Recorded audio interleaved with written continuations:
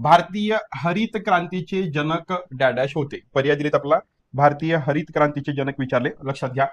आता डॉक्टर वर्गीस आहे बरं का या ठिकाणी, डॉक्टर वर्गीस कुरियन. ओके, हे जे आहेत ते श्वेत क्रांती, ज्याला आपण दुग्ध क्रांती म्हणतो, व्हाईट रिव्हॉल्युशन म्हणतो, ओके, त्याचे जनक आहेत.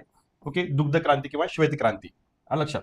पुढे होमी बाबा, हे न्यूक्लिअर प्रोग्रामशी रिलेटेड आहेत, न्यूक्लिअर प्रोग्राम. ओके, आता राहिले शेवटचे दोन पर्याय बघा, डॉक्टर एम एस स्वामीनाथन आणि डॉक्टर नॉर्मन बोरलॉग. हे दोन्ही नावं हरित क्रांतीशी निगडीत आहेत. हे दोघेही जनक आहेत.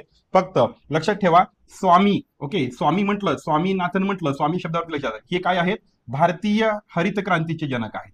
भारतीय हरित क्रांतीचे स्वामी, लक्षात ठेवा. ओके, त्यानंतर नॉर्मन, नॉर्मन म्हटलं की लक्षात ठेवा जागतिक हरित क्रांतीचे.